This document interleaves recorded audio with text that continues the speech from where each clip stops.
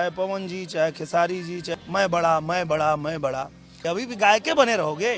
जी हाँ दोस्तों, हम आप सबको बता दें कि निरहुआ जी ने गुस्सा में आकर और पवन सिंह का साथ न देते हुए और ना खेसारी का साथ देते हुए दोनों को रेलते हुए कहा है कि अगर तुम दोनों ऐसे कुत्ते बिल्ली की तरह भोजपुरी इंडस्ट्री में लड़ते रहोगे तो एक दिन तुम दोनों भोजपुरी इंडस्ट्री को इतनी बुरी तरह से बर्बाद करोगे कि किसी ने किया भी नहीं होगा। इसी बात को वो गुस्सा जाहिर करते हुए उन्होंने खेसारी जी से भी कहा है कि तुमने पहले गलत किया, फिर उसके बाद उसने किया, लेकिन अगर तुम दोनों ऐसे लड़ते रहे तो एक दिन भोजपुरी इंडस्ट्री को बर्बाद जरूर कर दोगे। तभी खेसारी जी ने 2-3 दिन बाद लाइव आकर कहा कि गलती हो गई है, लेकिन ऐसा उनको भी नहीं बोलना चाहिए था। तभी उनके मैनेजर खेसारी के उन्होंने भी बहुत गलत सलत बोल दिया इंटरव्यू में। उसके बाद तो विवाद बढ़ता ही चला गया। उसके बाद मनोज तिवारी तक पहुंच गया। उन्होंने भी बड़ा बयान देते हुए बोल दिया है कि पहले अक्षरा के साथ गलत हुआ, अब पवन जी ये नहीं सह पाएंगे। ना उन्होंने खेसारी की पक्ष ली है और ना पवन सिंह की। उनका कहना है कि अपने अपने सिंगर अपने अपने पास रखो और अपनी अपनी हीरोइन को अपने पास रखो, क्योंकि डिम्पल या किसी के बारे में गलत बोलने का कोई हक नहीं है।